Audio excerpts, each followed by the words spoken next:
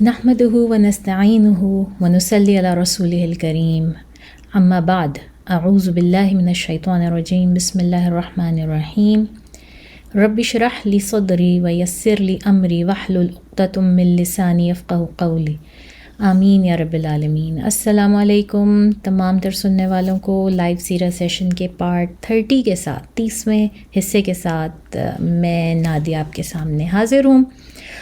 اور ہم last week جہاں پر ہم نے چھوڑا تھا اس کے آگے ہی ہم کنٹینیو کریں گے، جس طرح کہ ہم ہمیشہ ہی کرتے ہیں کہ جہاں تک ہم چھوڑتے ہیں اس کے بعد اس سے آگے ہی کنٹینیو کرتے ہیں۔ تو لاسٹ ویک ہم نے عام الحزن کی ہم بات کر رہے تھے کہ رسول صلی اللہ علیہ وسلم پر ایک پورا سال ایسا گزرا جس پہ در پہ ان کے اوپر بہت تکالیف آئیں، اور اللہ تعالیٰ نے ان کو ہر طرح سے آزمایا، جان مال، سیفٹی، رزق، ہر طرح سے اس دور میں جو ہے وہ اللہ تعالیٰ نے رسول اللہ صلی اللہ علیہ وسلم کو آزمایا، اور ان کے لیے یہ سال ایک مکمل تکلیف کا سال جو ہے وہ بن گیا۔ تو اس کو ہم کہتے ہیں عام الحزن، ایئر آف سورو۔ تو اب ہم یہ بات کر رہے تھے کہ رسول صلی اللہ علیہ وسلم کے چچا ابو طالب اور ان کی بہت ہی پیاری بیوی جو ہیں ہماری امہات المؤمنین حضرت خدیجہ رضی اللہ تعالیٰ عنہ، ان کا انتقال ہو چکا ہے، اور ان کے انتقال کے ساتھ جو سب سے بڑا ڈرا بیک ہوا ہے اسپیشلی ابو طالب کے انتقال کے بعد، وہ ہے کہ رسول صلی اللہ علیہ وسلم کی جو پروٹیکشن تھی، جو ان کا ایک ویزا سٹیٹس تھا جس کی وجہ سے وہ محفوظ تھے مکہ میں، وہ چھن چکا ہے۔ اب رسول صلی اللہ علیہ وسلم کا مکہ میں رہنا کوئی خطرے سے خالی نہیں ہے۔ یہ بہت ہی خطرے کی بات ہے کہ جو ہے وہ رسول صلی اللہ علیہ وسلم بغیر کسی بڑے لیڈر کی پروٹیکشن کے مکہ میں رہیں اور ان کے ساتھ کچھ نہ ہو۔ تو یہ وہ وقت ہے کہ جب رسول اللہ صلی اللہ علیہ وسلم نے سوچنا شروع کیا، اور انہوں نے یہ دیکھنا شروع کیا کہ اب آگے کیا ہو سکتا ہے، مجھے کیا کرنا چاہیے، میری آگے اسٹریٹجی کیا ہونی چاہیے، کیونکہ ان کو اچھی طرح اس بات کا اندازہ ہے کہ اگر تو میں یہاں پہ رہتا ہوں، مکہ میں رہتا ہوں، تو یا تو میں مار دیا جاؤں گا، یا اسی طرح کی پروسیکیوشنز کا شکار ہو جاؤں گا جو کہ مزید جو دوسرے مسلمان ہیں قریش کے، اس وقت نئے جو مسلمان ہوئے ہیں، وہ لوگ جن پروسیکیوشنز کا شکار ہیں، تو رسول صلی اللہ علیہ وسلم بھی ڈیفینیٹلی انہی پروسیکیوشنز کا شکار ہو جائیں گے۔ تو ان کو بہت اس چیز کا جو ہے وہ ان کو سوچنا ہے۔ ٹھیک ہے، اللہ تعالیٰ کی مدد رسول صلی اللہ علیہ وسلم کے ساتھ ہے ہر لمحے، اور ان کی پروٹیکشن بھی ہے، لیکن ہم بار بار یہ چیز سیرہ میں دیکھتے ہیں کہ رسول صلی اللہ علیہ وسلم کبھی بھی ایسے نہیں کرتے کہ بس مکمل طور پہ اللہ کے اوپر توکل کر کے بیٹھ جائیں اور کچھ نہ، کوئی اسباب نہ کریں خود سے، اور کچھ بھی نہ کریں، اور بس یہ کہیں نہیں جی مجھے تو اللہ تعالیٰ پروٹیکٹ کرے گا۔ ہم میں سے بہت سارے مسلمانوں کی یہ ایک عام روش ہے کہ ہم مسلمان ہیں اور اللہ تعالیٰ ہمارے پیچھے، تو بس ہم سب کچھ چھوڑ دیں۔ لیکن ہم رسول صلی اللہ علیہ وسلم کی سیرہ سے یہ چیز بار بار دیکھتے ہیں کہ رسول صلی اللہ علیہ وسلم صرف اور صرف توکل علی اللہ نہیں کر رہے، بلکہ اسباب بھی کر رہے ہیں۔ جو کچھ وہ خود کر سکتے ہیں، جتنا کچھ وہ خود سے جو ہے وہ پریپریشن کر سکتے ہیں اپنے لیے، وہ پوری کی پوری اسباب کرنے کے بعد پھر اللہ تعالیٰ کے اوپر رسول صلی اللہ علیہ وسلم مکمل توکل کرتے ہیں۔ اور اس وقت بھی یہی کر رہے ہیں کہ رسول صلی اللہ علیہ وسلم کو یہ تو معلوم ہے کہ اللہ تعالیٰ ان کے ساتھ ہے اور سب کچھ، لیکن اب وہ یہ دیکھ رہے ہیں کہ ان کو کس طرح سے اپنے ڈیلی روٹین میں اپنے آپ کو پروٹیکٹ کرنا ہے۔ تو پہلے تو جیسے کہ ہم نے بات کی کہ کچھ دنوں کے لیے تو ابو لہب نے بھی رسول صلی اللہ علیہ وسلم کو اپنے انڈر لے لیا تھا، اور بمشکل 1-1.5 ہفتہ ہی گزرا تھا کہ ابو جہل نے ابو لہب کو مینیپولیٹ کیا اور اس کو کہا کہ جاؤ ذرا جا کے پوچھو تو صحیح اپنے بھتیجے سے کہ وہ تمہارے اتنے جو جلیل القدر جو تمہارے والد ہیں ان کے بارے میں کیا کہتے ہیں۔ تو رسول صلی اللہ علیہ وسلم نے فرمایا کہ ابو عبد المطلب بھی اپنے لوگوں کے ساتھ ہی ہیں۔ تو یہ اب پہلے تو جو ہے تھوڑی دیر کے لیے کچھ خوش ہوا، پھر شاید اس کی ابو جہل سے بات ہوئی دوبارہ ابو لہب کی، یا اس نے خود 2 + 2 کرنا شروع کر دیا کہ اچھا سب اگر اپنے لوگوں کے ساتھ ہیں تو ان لوگوں کے بارے میں تو جو ہے محمد صلی اللہ علیہ وسلم یہ کہتے ہیں کہ وہ تو جنت میں نہیں گئے، وہ تو جہنم میں، وہ تو غلط اس پہ تھے، تو اس کا مطلب ہے کہ عبد المطلب بھی جہنم میں، اس کا مطلب ہے کہ وہ بھی غلط تھے. تو اس نے خود ہی یہ 2 جمع 2 کرنا شروع کر دیا، اور ساتھ میں ابو جہل کی مینیپولیشن، اور اس طرح مل ملا کے اس شخص نے رسول صلی اللہ علیہ وسلم کی جو پروٹیکشن دی تھی وہ اس نے واپس لے لی. اب رسول صلی اللہ علیہ وسلم پھر ایک دم سے تنہا ہو گئے، اور اس دوران وہ اپنا جو ہے وہ کام جاری رکھے ہوئے ہیں. اور ان کا کام کیا ہے؟ ان کا کام ہے پریچنگ کرنا، ان کا کام ہے دعوت دینا، اسلام کی دعوت دینا. اس بات کو یاد رکھیں، ملحوظ خاطر رکھیں کہ رسول صلی اللہ علیہ وسلم نے جب سے ان کے اوپر نبوت اتری، اللہ تعالیٰ نے ان کے ذمہ یہ کام لگایا کہ انہیں جا کے جو ہے وہ اسلام کی دعوت دینی ہے. اس کے بعد رسول صلی اللہ علیہ وسلم نے کوئی دنیاوی اسباب یعنی کہ تجارت یا اس سے پہلے وہ جو بھی کام کرتے تھے وہ کام نہیں کیے. اس کام کو انہوں نے اتنا سیریس اور اتنا فلی لیا کہ اس کے بعد انہوں نے ان میں سے کوئی کام نہیں کیا. تو اب کچھ ایسے واقعات جن کا ہم پہلے ذکر کر چکے ہیں اور بہت ڈیٹیل میں کر چکے ہیں اپنے ان ویڈیوز میں،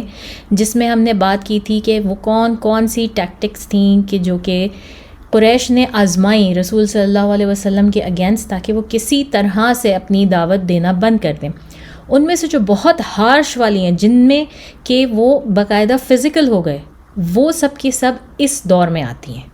کہ اب جس وقت رسول صلی اللہ علیہ وسلم کی کوئی پروٹیکشن نہیں رہی ہے. اس سے پہلے تک وہ وربل تھے، ابیوسف تھے، سارکاسٹک تھے، ان کے اوپر طنز مارتے تھے، چلتے پھرتے ان کا مذاق اڑاتے تھے، اور جو ہے گالم گلوچ باتیں، کرسز ہر طرح کے، لیکن فزیکل نہیں ہوئے تھے رسول صلی اللہ علیہ وسلم کے ساتھ. لیکن اب جو یہ وقت آ گیا ہے کہ رسول صلی اللہ علیہ وسلم کی بالکل ہر طرف سے پروٹیکشن ختم ہو چکی ہے، یہ وہ وقت ہے جب وہ واقعات پیش آتے ہیں، جس میں کہ پہلا وہ تھا کہ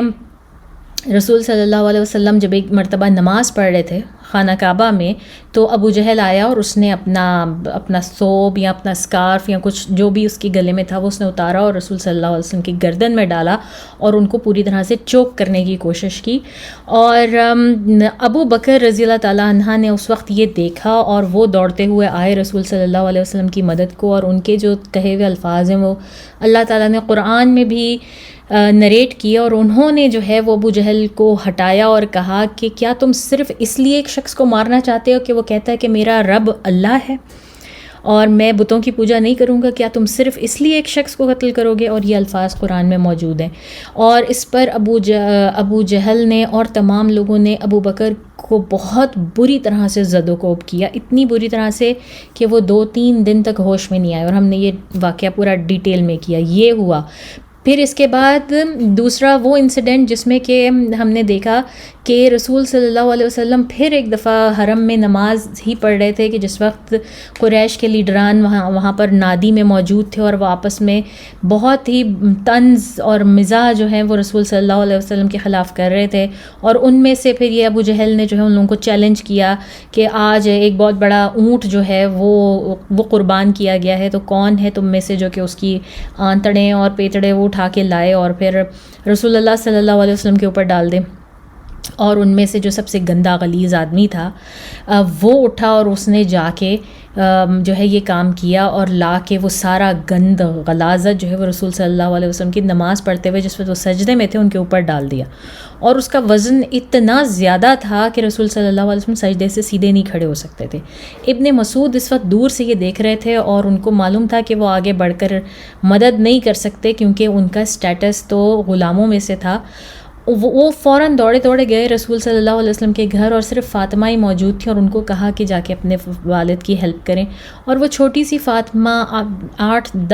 سے 10 سال کے بیچ میں ان کی عمر ہوگی، وہ آئیں فاطمہ رضی اللہ تعالیٰ عنہ، وہ روتی جاتی تھیں، ان لوگوں کو قرض کرتی تھیں، اور رسول صلی اللہ علیہ وسلم کے اوپر سے انہوں نے جو ہے وہ سارا گند غلاظت ہٹایا. اور پھر جب وہ کھڑے ہوئے تو ان کے کپڑے پورے بھیگے ہوئے تھے اور گند غلاظت سے اور بری طرح سے وہ، اور رسول صلی اللہ علیہ وسلم شدید، جسے کہتے ہیں نا اس وقت تکلیف کے ساتھ شدید غصے میں آئے، اسپیشلی اپنی چھوٹی سی بچی کی حالت دیکھ کے کہ وہ کس بری طرح سے رو رہی ہیں اور کتنی زیادہ پریشان ہو گئیں. اور یہ وہ موقع تھا کہ جس وقت رسول صلی اللہ علیہ وسلم نے ان 7 لوگوں کو ایک ایک کا نام لے کے بد دعا دی تھی کہ تم سب جو ہے مرو گے، تم کہ اللہ اس سے میرا بدلہ لے، یا اللہ اس سے لے، اس سے لے. اور ان لوگوں کے اوپر ایک سختہ طاری ہو گیا تھا، کیونکہ کچھ بھی تھا لیکن ان لوگوں کو دل میں پوری طرح سے اس بات کا یقین تھا کہ رسول صلی اللہ علیہ وسلم کی زبان سے جو بات نکل گئی ہے نا وہ پوری ضرور ہونی ہے، اور وہ پوری ہونی، اور ان کے ساتھ یہی ہونا جو انہوں نے کہہ دیا. اور یہ ہم آگے بڑی دفعہ دیکھیں گے انہی لوگوں کے ساتھ پھر ایسا ہی ہوا کہ ان سب کی موت جو ہے نا وہ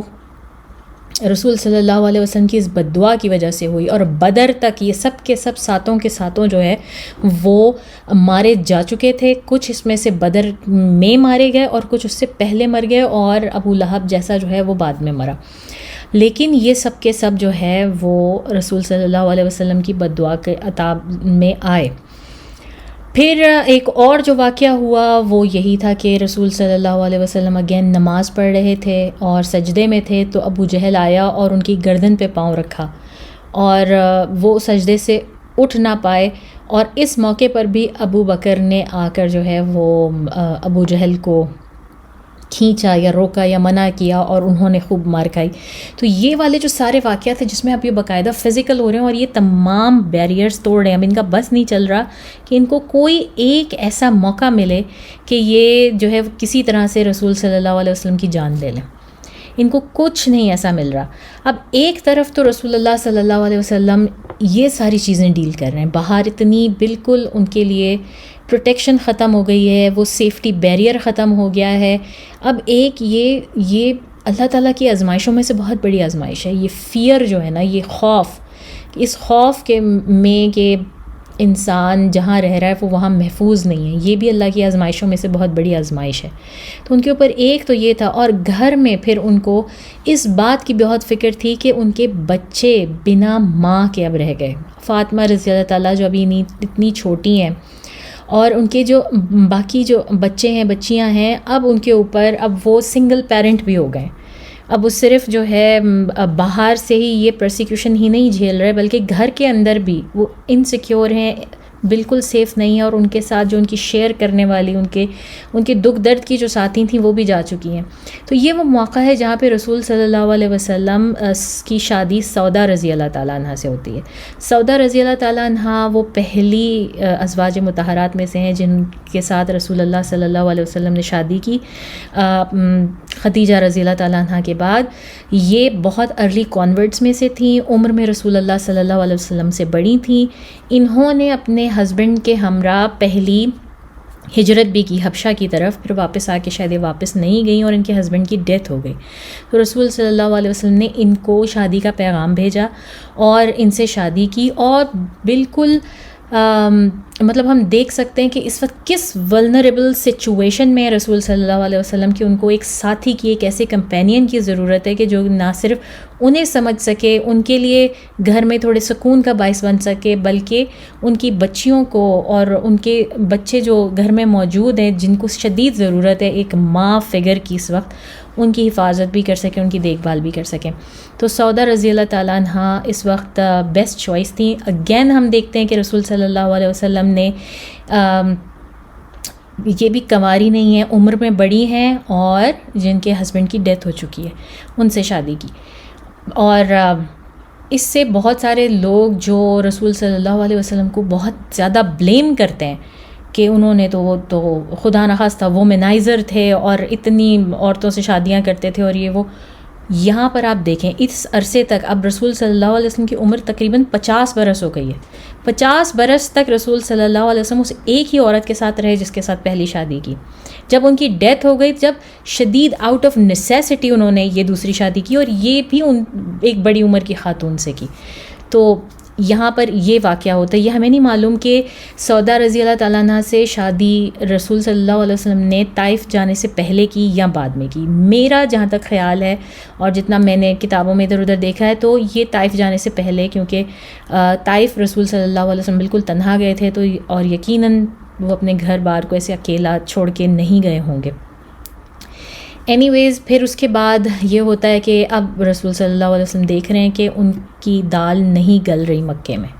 اور بہت زیادہ مشکلات اب ان کے ساتھ مشکلات ہو رہی ہیں. تو اس کا مطلب ہے کہ جو عام مسلمان، جو لوگ مسلمان ہوئے ہیں، ان کا کیا حال ہوگا؟ ان کا تو پھر اور بھی بہت زیادہ برا حال ہوگا جب رسول صلی اللہ علیہ وسلم کے اوپر اتنے ہاتھ کھل گئے ہیں قریش کے، کہ وہ اتنا کھل کے سامنے آ گئے. تو رسول صلی اللہ علیہ وسلم نے اپنے ارد گرد کے چھوٹے شہروں کو اور قبیلوں کو جو ہے وہ ایک طرح سے ان سے رابطے کرنے شروع کیے کہ کوئی ان میں سے ہے جو ان کو اپنے تحفظ میں لے لے، اپنے انڈر لے لے، اپنے ونگ میں لے لے، جہاں پر وہ جا کے بس جائیں، یا اپنا جسے آپ کہہ لیں نا کہ کیمپ مکہ سے اٹھا کے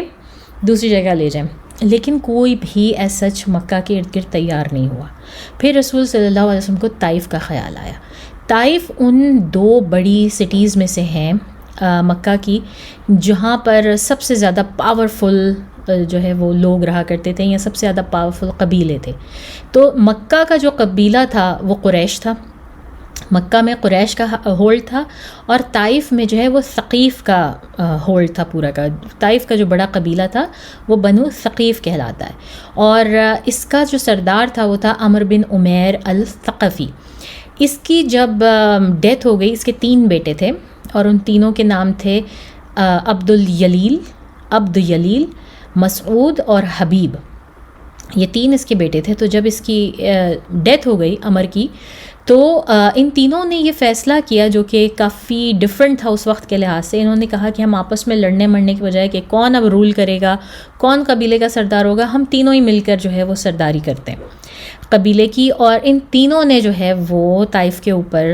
حکومت کرنی شروع کر دی. اب طائف جو ہے وہ مکہ سے تقریباً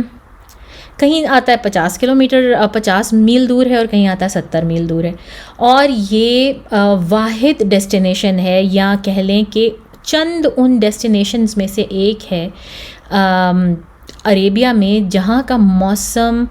بالکل مختلف ہے. یہ ایک طرح سے آپ کہہ لیں کہ ٹورسٹ ریزورٹ ہے، کہ بالکل اس ڈیزرٹ کی ہیٹ میں اتنا، جہاں پہ ریگستان اور ریت ہی ریت ہیں، وہاں پر یہ ایک ایسی جگہ ہے جو کہ پہاڑوں کے اوپر ہے. اس کا موسم قدرے بہتر ہوتا ہے باقی تمام عربیہ سے. اتنی گرمی نہیں ہوتی، یہاں پہ بارش ہوتی ہے، جس کی وجہ سے نباتات بہت اگتی ہیں. یہاں پر پھل پھول ویجیٹیبلز وغیرہ اگتے تھے. تو یہاں کے جو طائف تھے کے جو پھل وغیرہ تھے وہ مکہ میں اور ادھر ادھر نہیں ملتے تھے. تو یہ ایک بڑا ریزورٹ ٹائپ، بڑی ہی جو ہے لگژوریس جگہ تھی، جہاں پر جو بڑے نامور اونچے لوگ تھے مکہ کے، انہوں نے بھی اپنی پراپرٹیز رکھی ہوئی تھیں. تو یہ ایک طرح سے ویکیشن کے لیے جو ہے نا ویکیشن اسپاٹ تھا. وہاں پر جاتے تھے اور وہاں پہ جا کے کچھ عرصہ گزار کے آب و ہوا تبدیل کر کے، اور ایک پکنک اسپاٹ کی طرح وہاں جا کے ہو کر آتے تھے. تو قریش کے بھی کئی لوگ تھے جن کی پراپرٹیز تھیں یہاں پر طائف کے پاس یا طائف کے اندر. تو رسول صلی اللہ علیہ وسلم نے اب یہ پلان بنایا کہ وہ طائف جائیں گے اور وہاں کے جو سرداران ہیں ان سے ملیں گے، اور وہاں پر تبلیغ کریں گے، اور دیکھیں گے کہ شاید وہاں پر مطلب مسلمانوں کی تعداد وہاں بڑھ جائے، اور رسول صلی اللہ علیہ وسلم کو وہاں وہ لوگ انوائٹ کریں کہ آ کے آپ یہاں رہیں، اور ہم جو ہے وہ آپ کو پروٹیکٹ کرتے ہیں. اور پھر یہ بھی تھا کہ یہ جو طائف کا اور جو یہ کیا کہتے ہیں مکہ ہے، ان کی آپس میں ہر وقت نرم گرم کچھ نہ کچھ جو ہے وہ چلتی رہتی تھی. یہ ایک طرح سے مکہ کا سسٹر سٹی بھی کہلاتا ہے، اور ہسٹوریکلی ان میں آپس میں کبھی پیار نفرت کا رشتہ تھا، کبھی جنگیں بھی ہوتی تھیں، آپس میں شادیاں بھی ہوئی تھیں، کبھی امن بھی تھا. تو اور انہوں نے دونوں شہروں نے آپس میں کافی امن معاہدے کر رکھے تھے ایک دوسرے سے. ظاہر ہے اگر آپ نے آگے بڑھنا ہے تو خالی جنگوں سے تو آپ آگے نہیں بڑھ سکتے، اس میں تو صرف تباہی ہوتی ہے. لیکن طائف والوں نے اور مکہ والوں نے جو ہے یہ آپس میں معاہدے کر رکھے تھے تاکہ ان کا ایک دوسرے سے واسطہ پڑتا رہے. الولید بن عتبہ جو تھا، اس کا یہ بڑا مشہور فقرہ تھا جو اس نے رسول صلی اللہ علیہ وسلم کو کہا کہ قرآن نے جب نازل ہوا تو کیوں نہ یہ کسی پر اثر شخصیت پہ نازل ہوتا ان دونوں بڑے شہروں میں سے کسی ایک کے، یعنی اس کا مطلب یہی تھا کہ مکہ یا طائف میں اتنے بڑے بڑے لوگ رہتے ہیں، ان میں سے کسی پر نازل کیوں نہیں ہوا، رسول صلی اللہ علیہ وسلم پر کیوں نازل ہو گیا. رسول صلی اللہ علیہ وسلم نے پلان کیا کہ وہ وہاں جائیں گے، لیکن انہوں نے اپنا یہ پلان جو ہے بہت بہت سیکرٹ رکھا، اس کی کسی کو خبر نہیں ہونے دی. اتنا زیادہ سیکرٹ رکھا کہ صرف اور صرف انہوں نے اپنے ساتھ ایک ساتھی لیا جو کہ تھے زید بن حارثہ. زید بن حارثہ کا بھی ہم بہت ڈیٹیل میں ذکر کر چکے ہیں. رسول صلی اللہ علیہ وسلم کے پاس ایز اے غلام آئے تھے، حضرت خدیجہ رضی اللہ تعالیٰ عنہ نے گفٹ کیا تھا، اس کے بعد انہوں نے اسلام قبول کیا. ان کے والد ڈھونڈتے آئے، ان کے ساتھ نہیں گئے، رسول صلی اللہ علیہ وسلم کے ساتھ مرتے دم تک رہے اور جنگ معطا میں شہید ہوئے. تو زید بن حارثہ کو ساتھ لیا، اور سب سے بڑی ان کی پہچان تھی رسول صلی اللہ علیہ وسلم کے منہ بولے بیٹے سمجھے جاتے تھے.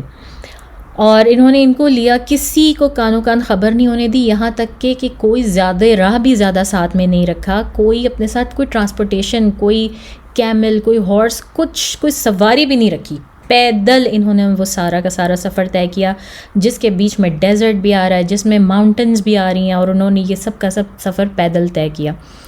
کہتے ہیں کہ یہ سفر اس وقت بھی 2-3 دن کا تھا بائی فٹ بھی، اور آج بھی جو ہے یہ 1-1.5 گھنٹے سے زیادہ نہیں ہے اگر ہم بائی کار جاتے ہیں مکہ سے طائف کی طرف. اور ہم میں سے کئی لوگوں نے دیکھا بھی ہے طائف، میں خود بھی گئی ہوں وہاں پہ. بہت ڈفرینٹ سینری ہے، بہت ڈفرینٹ ویدر ہے، اور سارا کچھ بڑا اچھا ہو جاتا ہے جب آپ بہت گرمی سے نکل کر طائف کی طرف جاتے ہیں، تو بہت اچھا لگتا ہے. تو اب یہ لوگ گئے، طائف پہنچے، اور رسول صلی اللہ علیہ وسلم نے جو ہے پیغام بھیجا ان کو. یہ جو تینوں چیفٹنز تھے بڑے، ان کو پیغام بھیجا کہ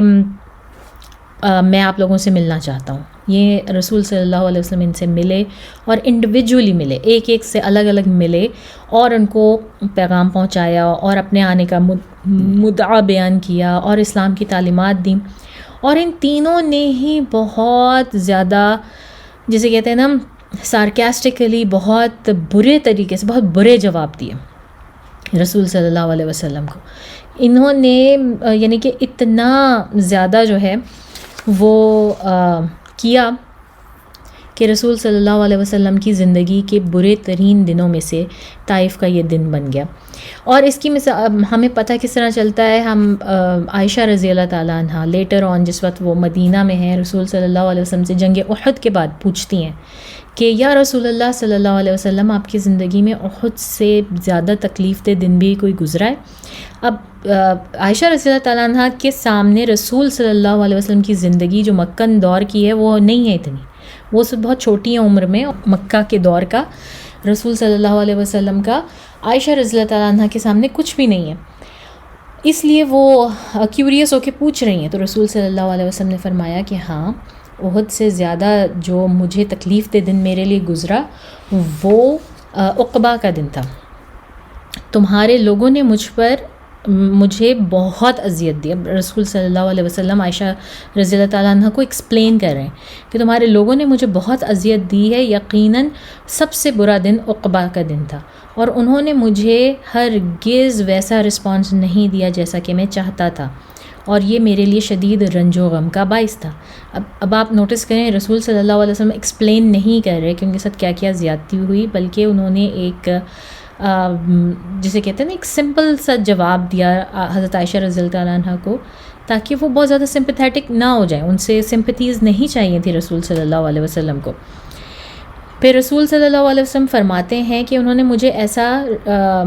رسپانس نہیں دیا جیسا کہ میں چاہتا تھا، اور یہ میرے لیے شدید رنج و غم کا باعث تھا. مجھے کچھ ہوش ہی نہ رہا کہ میں کہاں ہوں، یہاں تک کہ جب تک میں قرنن ثالب نہ پہنچ گیا، یا قرنن منازل. یہ وہ حدیث ہے جو کہ ڈائریکٹلی رسول صلی اللہ علیہ وسلم کے منہ سے ہمیں ملتی ہے طائف کے دن کے بارے میں، اور ہمیں زیادہ ڈیٹیلز ہرگز نہیں ملتی. اس سے زیادہ ہمیں ڈیٹیلز نہیں ملتی کیونکہ حضرت صرف اور صرف ایک تو زید رضی اللہ تعالیٰ عنہ تھے ساتھ میں، اور زید رضی اللہ تعالیٰ عنہ بھی رسول صلی اللہ علیہ وسلم کی زندگی کے بہت بعد تک جو ہے وہ تو زندہ ہی نہیں رہے، وہ جنگ معطا میں ان کی شہادت ہو گئی. تو کون تھا کہ جو وہ آگے مزید پوری سٹوریز اور سب کو الیبوریٹ کر کے بتاتا؟ اور رسول صلی اللہ علیہ وسلم کی یہ عادت نہیں تھی کہ وہ اپنے لیے سمپتھیز اکٹھی کرتے اور وہ ان سٹوریز کو اتنا الیبوریٹ کرتے اور لوگوں کو بتاتے کہ ان کے ساتھ کیا ہوا، کچھ ہوا. تو اس لیے یہ ہمیں جو ہے نا باقی کے جو ہمیں قصے جو تھوڑے بہت ملتے ہیں وہ ہمیں ان لوگوں سے ملتے ہیں جو کہ اس وقت مسلمان نہیں تھے، جو طائف میں ہی رہتے تھے، لیکن لیٹر آن بعد میں جب انہوں نے اسلام قبول کیا تو پھر وہ آئے اور انہوں نے دیکھا اور انہوں نے جو ہے وہ کچھ طائف کے واقعات بتائے جو ان کو یاد تھے. تو اس طرح سے جو ہے وہاں پر پہنچے. اب کیا ہوا کہ رسول صلی اللہ علیہ وسلم شخص کے پاس گئے، یا ان 3 جو بھائی تھے طائف کے جو سرداران تھے ان میں سے پہلے کے پاس گئے تھے اور ان کو دعوت دی اور انہیں اپنے آنے کا مدعا بتایا. تو اس کا جو جواب تھا، اس کا جواب یہ تھا کہ اگر اللہ نے تم کو واقعی کوئی پیغمبر یا رسول بنا کر بھیجا ہے تو میرا خیال ہے کہ میں تو مکہ جاؤں اور اس کے پردے پھاڑ ڈالوں، یا اس کے اوپر جو کپڑا پڑا ہوتا ہے، ہمیشہ ہی مکہ خانہ کعبہ کے اوپر غلاف ہوتا ہے. تو اس شخص نے یہ کہا کہ اگر تم جیسے شخص کو اللہ تعالیٰ نے رسالت دے کے بھیجا ہے تو بس پھر مجھے تو مکہ جانا چاہیے، خانہ کعبہ جانا چاہیے اور جا کے وہ پھاڑ دینا چاہیے. یعنی کہ یہ ایک بہت قبیح قسم کا مذاق تھا، طنز تھا رسول صلی اللہ علیہ وسلم پر، اور ان کو یہ بتانے کی کوشش کر رہا تھا کہ میں تو تمہیں کچھ بھی نہیں سمجھتا اور دس اینڈ دیٹ. تو یہ پہلا رسپانس ملا رسول صلی اللہ علیہ وسلم کو. اب رسول صلی اللہ علیہ وسلم دوسرے بھائی کے پاس گئے اور دوسرے بھائی کے پاس جا کر اس کو بھی دعوت دی اسلام کی اور اس کو بھی اپنا آنے کا مدعا بتایا. تو اس نے کیا جواب دیا؟ اس نے کہا اللہ تعالیٰ نے جب قرآن نازل کرنا تھا یا کسی کو رسول بنا کے بھیجنا تھا تو تمہارے علاوہ کوئی نہیں ملا انہیں، مکہ میں اور طائف میں اور ادھر ادھر تمہارے علاوہ کوئی نہیں ملا. یہ دوسرے بھائی کا جواب تھا. یہ بھی انتہائی برا طنز تھا اور تکلیف دہ جواب تھا. اب تیسرے بھائی کے پاس گئے جو کہ ان میں ذرا زیادہ سمجھدار تھا. اس نے جواب دیا تو میں تو قسم کھاتا ہوں اللہ کی کہ میں تو تم سے بات ہی نہیں کر سکتا. کیوں میں تم سے بات اس لیے نہیں کر سکتا کہ اگر تم واقعی اللہ کے رسول ہو تو تمہارا درجہ اتنا اونچا ہے کہ میری کوئی حیثیت نہیں، میں بڑا نیچے ہوں، تو میں تم سے بات نہیں کر سکتا. اور اگر ادروائز اگر تم جو ہے وہ جھوٹ بول رہے ہو، تم جو کہہ رہے ہو اور اگر تم جھوٹے ہو اپنے کلیم میں، تو پھر تم مجھ سے اتنا نیچے ہو اور مطلب میری حیثیت اتنی زیادہ ہے کہ میں پھر بھی تم سے بات نہیں کر سکتا، اس لیے بہتر ہے کہ یہاں سے چلے جاؤ. اب رسول صلی اللہ علیہ وسلم کے دماغ میں ان کی یہ باتیں گونج رہی ہیں اور ان کو اندازہ ہو گیا کہ یہ لوگ نہیں سننے والے، کم از کم یہ سرداران جو ہیں گز نہیں سننے والے. تو انہوں نے رسول صلی اللہ علیہ وسلم نے ان سے صرف اور صرف ایک بات کی. انہوں نے کہا کہ ٹھیک ہے، میں آپ لوگوں کو پش نہیں کرتا، آپ نے نہیں ماننا، نہیں سننا، نہ مانے، کوئی مسئلہ نہیں، لیکن کم از کم اتنا کریں کہ قریش کو، مکہ والوں کو یہ خبر نہ دیجیے گا کہ میں یہاں موجود ہوں، میں آیا تھا، آپ سے ملا تھا، میں نے کوئی بات کی تھی، بس اتنا کریں. اور کہتے ہیں کہ انیشیلی انہوں نے شاید یہ بات مان بھی لی، سن بھی لی رسول صلی اللہ علیہ وسلم کی. اور پھر یہ کہ 2 باتیں، ایک تو یہ کہ رسول صلی اللہ علیہ وسلم اگین خالی اللہ پر توکل نہیں کر رہے، پورا اسباب کا اپنی عقل سے بھی، اور جو کچھ ان کے پاس، جو حالات ہیں، جو کچھ ان کے پاس اویلیبل ہے، اس میں رہتے ہوئے وہ اسباب کا سہارا لے رہے ہیں. اور ان اسباب کے سہارے میں سے یہ ہے کہ آپ ایٹ لیسٹ خبر نہ کریں مکہ والوں کو کہ میں یہاں پر آیا تھا، تاکہ میری زندگی مزید مشکل نہ ہو جائے، بائی دا ٹائم میں کچھ اور سوچوں یا کوئی اور اسٹریٹجی اپناؤں. تو یہ بھی ایک اسٹریٹجی تھی. اور دوسری بات یہ کہ پھر جس وقت رسول صلی اللہ علیہ وسلم نے دیکھ لیا کہ یہ سرداران کا یہ حال ہے تو وہ امیڈیٹلی وہاں سے نکل نہیں آئے. وہ ابن اسحاق بھی کہتے ہیں اور ہمیں دوسرے نریٹر سے بھی پتہ چلتا ہے کہ وہ تقریباً 5-7 دن وہاں پہ رکے اپنا طائف میں، اور وہاں پر عام لوگوں کو اسلام کا میسج دینا شروع کیا، ان تک پہنچانا شروع کیا. اور اس کے بارے میں اسی طرح ہمیں ایک شخص جو کہ بعد میں جا کے طائف کے بہت بعد جا کے اسلام لایا، تو ان کی روایت سے ہمیں پتہ چلتا ہے، انہوں نے کہا کہ مجھے یاد ہے کہ رسول صلی اللہ علیہ وسلم جو طائف کے بازار تھے، جو سوق تھے، ان میں اپنا میسج جو ہے وہ لوگوں کو پہنچا رہے تھے کہ کوئی شخص بھی جو ہے وہ قبول کر لے اور اسلام لے آئے. اور کوئی ان کے اوپر توجہ نہیں دے رہا تھا، کوئی ان کی بات سننے کو تیار نہیں تھا، یہاں تک کہ صرف کوئی ایک آدھ شخص تھا جس نے تھوڑا سا انٹرسٹ شو کیا. اب اتنے دن تک وہ کرتے رہے, کچھ نہیں ہوا رسول صلی اللہ علیہ وسلم کے ساتھ, کہ وہ دیتے رہے یہی سوچ کے کہ کوئی بات نہیں, اگر سرداران نہیں مان رہے تو کوئی چھوٹا موٹا کوئی شخص تو مانے گا. کچھ شخص یا کوئی ایک شخص کو, یہ اس کے بارے میں ہمیں بہت کنفرم نہیں ہے, لیکن کچھ ایسا ہوا کہ انہوں نے انٹرسٹ شو کیا رسول صلی اللہ علیہ وسلم کی بات سننے پر, اور ان کا جو میسج تھا اس کو سننے کے لیے جو ہے نا وہ کوئی ایک شخص یا کچھ لوگوں نے انٹرسٹ شو کیا, اور یہ خبر جو ہے وہ ان لوگوں کے جو سرداران تھے ان تک پہنچی. جب ان تک یہ خبر پہنچی تو ان کے لیے یہ برداشت کے قابل نہیں تھی. انہوں نے کہا کہ اچھا ہم نے ان کو منع کر دیا اور یہ پھر بھی ابھی بھی یہاں پر ہیں اور یہ ابھی بھی یہ کام کر رہے ہیں. تو پھر انہوں نے یہ طریقہ اختیار کیا کہ انہوں نے یہ پورا موب جو تھا, جس طرح ہم ہر شہر میں ہوتے ہیں لونڈے لپاڑے جن کو ہم کہتے ہیں, یا ٹین ایجرز رف ریفینس جو ہیں, ان کو پیسے دیے, ان کو جو ہے وہ انعام و کرام کا لالچ دیا, اور ان سے کہا کہ یہ 2 لوگ جو آئے ہوئے ہیں یہ یہاں کے نہیں ہیں, ان کو یہاں سے نکالو, ان کو یہاں سے بھگاؤ, ان کو یہاں پہ بات نہ کرنے دو. تو پھر اس وقت وہ واقعہ آتا ہے جو ہم جانتے ہیں کہ یہ لوگ جو ہیں وہ سڑک کے دونوں کنارے پہ بیٹھ گئے, جہاں سے رسول صلی اللہ علیہ وسلم گزر رہے تھے, بیٹھ گئے, کھڑے ہو گئے, ہاتھوں میں انہوں نے پتھر اٹھا لیے اور ان کے اوپر پتھروں کی بارش شروع کر دی, اور زیادہ تر انہوں نے جو ہے وہ ان کے ٹانگوں پر یعنی کہ لوور لمز کے اوپر جو ہے وہ زیادہ پتھر برسائے, اتنے زیادہ کہ رسول صلی اللہ علیہ وسلم لہو لہان ہو گئے. ان کی سینڈلز جو انہوں نے پہنی ہوئی تھی وہ خون سے بہہ گئی. زید بن حارثہ صرف ایک شخص تھے اور یہ دونوں بھاگتے جا رہے تھے, اور انہوں نے پوری کوشش کی کہ کسی طرح سے رسول صلی اللہ علیہ وسلم کو بچائیں. کبھی وہ ان کے سامنے, کبھی پیچھے, کبھی دائیں, کبھی بائیں, لیکن وہ اکیلا شخص کس طرح سے چاروں طرف سے آنے والے پتھروں کو جو ہے وہ روک سکتا تھا. تو وہ اپنی طرف سے کوشش کرتے رہے, اور رسول صلی اللہ علیہ وسلم انہیں بچانے کی کوشش کرتے رہے. انہوں نے کہا کہ زید تم ہٹ جاؤ میرے سامنے سے, یہ مجھے چاہتے ہیں, تم ہٹ جاؤ یہاں سے. لیکن وہ زید بھی مطلب صحابہ کرام تو نہیں تھے نا ہٹنے والے, وہ عام لوگ تھوڑی تھے, ہماری طرح تھوڑی تھے. تو کسی طرح سے یہ لوگ جو ہیں وہ بھاگتے رہے دونوں. اور رسول صلی اللہ علیہ وسلم کی نریشن جو ابھی ہم نے پڑھی اس سے ہمیں اندازہ ہوتا ہے کہ رسول صلی اللہ علیہ وسلم خود کہتے ہیں کہ وہ اتنے شوق میں تھے کہ ان کو اندازہ ہی نہیں ہوا کہ کب وہ بھاگتے عقبہ کی گھاٹی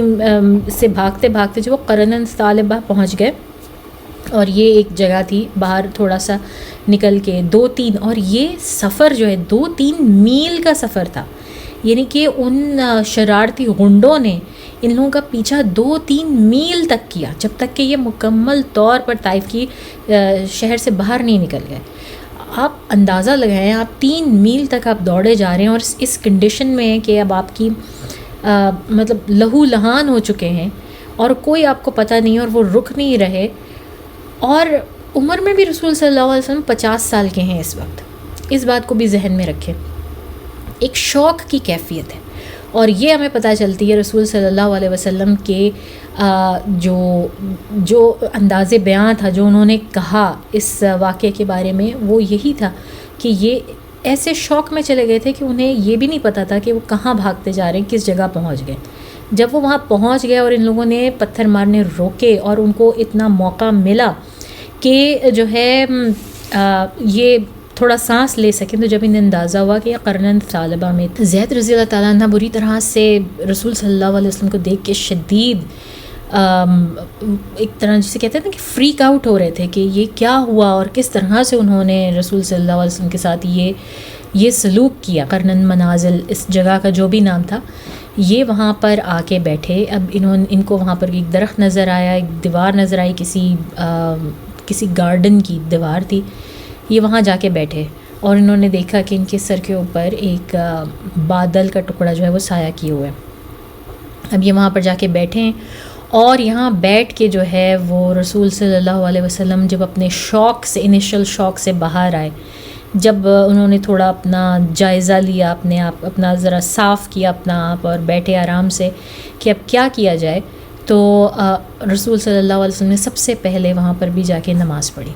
2 رکعت نماز پڑھی. اور انہوں نے کتنی خوبصورت دعا مانگی, جو کہ آج تک ایک ایسی دعا ہے کہ جس کے بارے میں جو علماء ہیں نا وہ یہ کہتے ہیں کہ اس کو تو کسی سند کی بھی ضرورت نہیں ہے, کہ اس کو کسی سند کی ضرورت نہیں ہے کہ یہ واقعی صحیح اور رسول صلی اللہ علیہ وسلم کی دعا ہے، کیونکہ اس کے الفاظ اتنے خوبصورت ہیں، اتنے پیارے ہیں. اور میں سمجھتی ہوں کہ ہم سب جب مشکل میں ہوں تو یہ دعا بہت خوبصورت ہے، ہمیں یہ دعا یاد کرنی چاہیے، اس سے مدد لینی چاہیے. اور وہ دعا کچھ اس طرح سے تھی: اللہم انی اشق الیک ضعف قوتی وحوانی علی الناس انت ارحم الراحمین وانت رب المستضعفین. اور اس طرح سے یہ دعا کافی لمبی ہے، میں آپ کو اس کا مطلب بتا رہی ہوں، لیکن یہ دعا آپ کو کسی بھی کتاب میں بڑے آرام سے مل جائے گی اگر آپ یاد کرنا چاہیں اور اس کو دہرانا چاہیں اور اللہ سے مانگنا چاہیں جب آپ خود کسی مشکل میں ہوں، تکلیف میں ہوں. تو اس دعا کا مطلب ہے کہ او اللہ، میں صرف آپ سے ہی شکایت کرتا ہوں اپنی بے بسی کی اور اپنی بے چارگی کی آپ کے ان لوگوں کے آگے،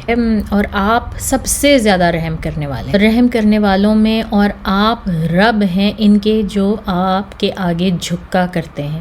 اور آپ میرے رب ہیں. آپ مجھے کس کے حوالے چھوڑتے ہیں؟ ایسے کہ جو انجان ہیں، یعنی کہ یہ طائف والے جو کہ بالکل انجان ہیں میرے لیے، یا وہ میرے اپنے جو مجھے اذیت پہنچاتے ہیں جس طرح کہ ابو لہب وغیرہ، یا وہ قریبی رشتہ دار جس کو مجھ پر دسترس حاصل ہے. اور جب تک آپ مجھ سے راضی ہیں مجھے کوئی پرواہ نہیں کسی کی، لیکن سوائے اس کے کہ آپ کی عافیت فتنوں سے اور آپ کا دیا ہوا سکون اور آسانی میرے لیے زیادہ آسان ہے. مطلب اتنے خوبصورت لفظ ہیں کہ رسول صلی اللہ علیہ وسلم یہ بھی نہیں کہہ رہے ہماری طرح ہم منہ پھاڑ کے یا اللہ پلیز مجھے یہ دے دیں، پلیز مجھے یہ دے دیں، کچھ نہیں ایسا. وہ یہ کہہ رہے ہیں کہ یا اللہ اگر آپ مجھ سے راضی ہیں تو مجھے کوئی پرواہ نہیں، لیکن آپ کا دیا ہوا سکون، آپ کی دی ہوئی آسانی اور آپ کا دیا ہوا پروٹیکشن جو وہ مجھے زیادہ عزیز ہے، میرے لیے آسان ہو جائے گا. اتنے خوبصورت الفاظ ہیں یہ. او اللہ، میں پناہ چاہتا ہوں آپ کے وجہ سے، آپ کے چہرے کی جو وجہ ہے تمام دنیا کے نور کی، جو تمام دنیا کے نور کی وجہ ہے اور جس کی وجہ سے اس دنیا اور آخرت کے تمام امور صحیح رستے پر ہیں. میں پناہ چاہتا ہوں آپ کے وجہ چہرے کی کہ آپ کا غصہ مجھ پر آئے یا آپ کا غضب مجھے گھیرے، اور یہ صرف آپ کا حق ہے کہ آپ تنقید کریں جب تک آپ مناسب سمجھیں، اور نہیں کوئی قوت سوائے اللہ کے جو میرے حال کو بدل سکے. اتنی یہ خوبصورت دعا ہے کہ میں تو اس کو نکال کے اور میں اس کو یاد کرنے والی ہوں اور انشاءاللہ اس سے مدد لینے والی ہوں. بہت خوبصورت دعا ہے واقعی. ہم لوگ اگر خود سے سوچیں بھی نا تو یہ جو دعائیں ہمیں ملتی ہیں نا صحابہ کرام کی، تابعین کی، تبع تابعین کی، اور رسول اللہ صلی اللہ علیہ وسلم کی، اور تمام انبیاء کرام کی، وہ الفاظ ہم لوگ خود سے کریٹ ہی نہیں کر سکتے. وہ الفاظ، وہ جذبہ، اس لیے یہ دعائیں اتنی خوبصورت ہیں اور اتنی مکمل ہیں کہ مجھے لگتا ہے کہ جب ہمارے سامنے ان میں سے کوئی دعا آ جائے نا تو ہمیں خود سے پھر اپنے الفاظ ریفرین کر کے ان کو یاد کر کے یہ دعائیں مانگنی چاہیے، چاہے نماز میں مانگیں، نماز کے بعد یا عام طور پہ چلتے پھرتے کبھی بھی. بہت بہت خوبصورت، یہ بالکل جیم ہے یہ سیرہ کا یہ دعا جو ہے. اور اب جس جگہ پہ رسول صلی اللہ علیہ وسلم بیٹھ کے یہ دعا کر رہے ہیں ان کو نہیں معلوم تھا کہ یہ باغ عتبہ اور ربیعہ کا تھا. عتبہ اور ربیعہ شیبہ کے جو ہیں بیٹے تھے، جو کہ مکہ کے سرداروں میں سے ایک تھا، اور یہ ان کا ٹورسٹ اسپاٹ تھا. اور اس وقت اس کے یہ دونوں بیٹے عتبہ اور ربیعہ وہاں موجود تھے. ان کا ایک غلام تھا عداس، اور جب انہوں نے یہ دیکھا کہ رسول صلی اللہ علیہ وسلم اس حال میں آئے ہیں اور آ کے انہوں نے ان کے باغ میں پناہ لی اور اس طرح بیٹھے ہیں، تو انہوں نے ان کو تھوڑا سا رحم آ گیا. اور یہ رحم اس لیے نہیں تھا کہ رسول صلی اللہ علیہ وسلم سے ان کو کوئی محبت تھی ذاتی یا کوئی ایمان لے آئے تھے، بلکہ وہی جسے ہم کہتے ہیں جو ان کی قبائلی حمیت تھی وہی تھی کہ ہاں یہ ہمارے قبیلے کا بندہ ہے، ہمارے شہر کا ہے اور اس کے ساتھ یہ سلوک ہو رہا ہے یہاں پہ. تو ان کو رحم آ گیا اور انہوں نے کچھ کھانا پانی اور جس کے اندر انگور تھے وہ اپنے ایک غلام کو دے کر بھیجا. رسول صلی اللہ علیہ وسلم کے پاس جو ہے نا یہ غلام ان کا آیا جس کا نام تھا عداس، اور انہوں نے آ کے کہا کہ جو ہے یہ میں آپ کے لیے لایا ہوں اور یہ آپ کے کزنز نے آپ کے لیے بھیجا ہے، ہماری طرف سے تحفہ ہے. تو رسول صلی اللہ علیہ وسلم کے نے جو ہے وہ یہ پھل لیے اور خود سے بیٹھے اور زید بن حارثہ کو بٹھایا اور انہوں نے کھانے شروع کیا، اور کھانے سے پہلے انہوں نے کہا بسمک اللہم۔ عداس جو ہے نا وہ یہ دیکھ کے مطلب یہ سن کے کچھ عجیب سا ہو گیا، اور ان کی شکل بالکل ٹکٹکی باندھ کے جو ہے نا وہ دیکھنے لگا اور کنفیوز سا ہو کے ان کے سامنے بیٹھ گیا کہ رسول صلی اللہ علیہ وسلم نے فرمایا کہ کیا معاملہ ہے عداس، ایسے کیوں دیکھ رہے ہو؟ تو اس نے کہا کہ یہ آپ نے کیا پڑھا ہے ابھی، یہ جو آپ نے پڑھا ہے یہ یہاں کے لوگ تو مشرک ہیں اور یہ تو بتوں کی پوجا کرتے ہیں، یہ تو نہیں یہ کہتے،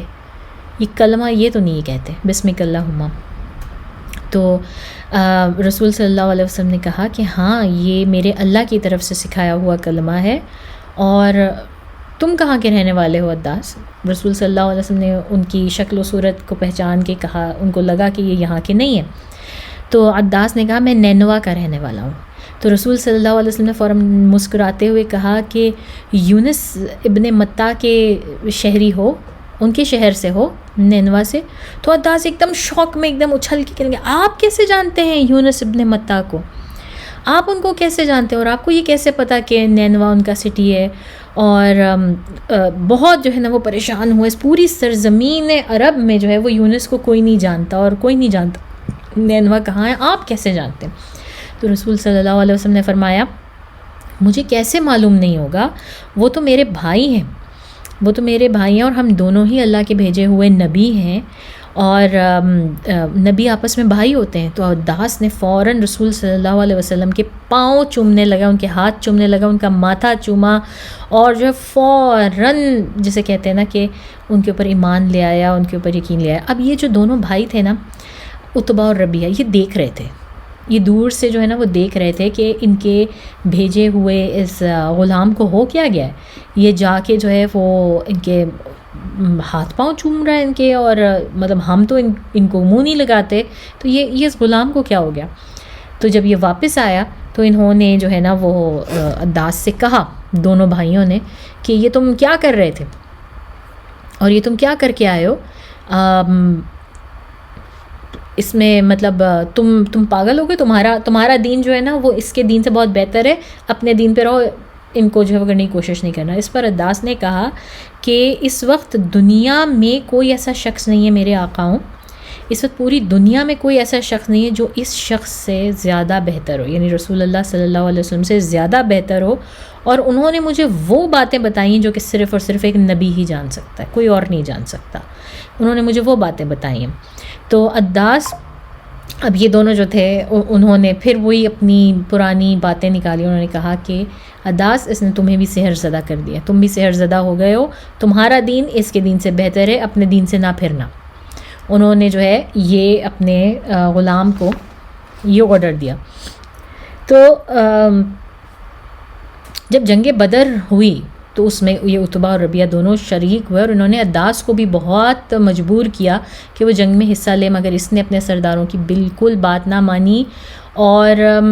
جو ہے اس نے بلکہ جواب دیا کہ آپ مجھے ایک ایسے شخص سے لڑنے کے لیے مجبور کر رہے ہیں جو کہ اس دن باغ کے ساتھ درخت کے نیچے بیٹھے تھے، واللہ پہاڑ بھی ان کا بال بیکا نہیں کر سکتے، تو میں کیسے جا کے ان کے خلاف لڑ سکتا ہوں؟ مطلب یہ عداس کے جو ہے وہ الفاظ تھے۔ اور بخاری میں ہے، بخاری میں جو ہے نا پھر یہ واقعہ آتا ہے کہ رسول صلی اللہ علیہ وسلم جب قرنن مناظر میں بیٹھے ہوئے تھے تو آسمانوں میں ان کے اوپر جو ہے وہ بادل کا ٹکڑا اس نے سایہ کیا، اور رسول صلی اللہ علیہ وسلم فرماتے ہیں کہ جب میں نے اوپر کی طرف دیکھا تو اس بادل کے اندر جبرائیل علیہ السلام تھے، اور ان کے ساتھ ایک اور فرشتہ تھا، اور جبرائیل علیہ السلام نے کہا، فرمایا، یا میری ان سے کنورسیشن ہوئی کہ یا محمد صلی اللہ علیہ وسلم، آپ کے رب نے سنا جو آپ کے لوگوں نے آپ سے کہا، اور آپ کو جو انہوں نے جھٹلایا اور جس طرح آپ کی ایذا رسانی کی، آپ کے رب نے مجھے بھیجا ہے، اور یہ میرے ساتھ ہے ملک الجبال، جبال کا مطلب پہاڑ، یعنی پہاڑوں کا کنٹرول رکھنے والے فرشتے، یہ ملک الجبال ہیں آپ کی خدمت میں، اور یہ اس وقت تک آپ کی خدمت میں پیش رہیں گے، آپ جو چاہیں ان کو حکم دیں۔ تو اس کے بعد رسول صلی اللہ علیہ وسلم نے ملک الجبال کی آواز سنی، اور انہوں نے کہا میں ملک الجبال ہوں، سلام علیک، میں آپ کے اوپر سلام بھیجتا ہوں، اور یا محمد صلی اللہ علیہ وسلم آپ فرمائیں آپ کیا حکم دیتے ہیں؟ اگر آپ حکم دیں تو شہر طائف کو جو ہے پہاڑوں کے درمیان پیس ڈالوں، میں آپ کے حکم کا منتظر ہوں۔ تو یہ بھی وہ وقت ہے جس وقت رسول صلی اللہ علیہ وسلم نے وہ تاریخی دعا کی، جو کہ ہم سب کو معلوم ہے کہ رسول صلی اللہ علیہ وسلم نے فرمایا کہ نہیں، ہرگز ایسا مت کرنا، بلکہ میں امید کرتا ہوں کہ اللہ تعالیٰ انہی لوگوں کی اگلی نسلوں میں سے ایسے لوگ اٹھائیں گے جو اس کی عبادت کریں گے اور اس کے ساتھ بنا کسی کو شریک ٹھہرائے اس کی عبادت کریں گے اور اسلام کا علم بلند کریں گے اور اس کو آگے لے کر جائیں گے۔ اور ہم دیکھتے ہیں کہ آگے ایسا ہی ہوا، رسول صلی اللہ علیہ وسلم کی یہ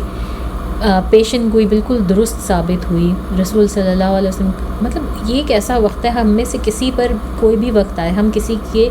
کسی بات سے بھی ذرا سا تکلیف میں آتے ہیں نا،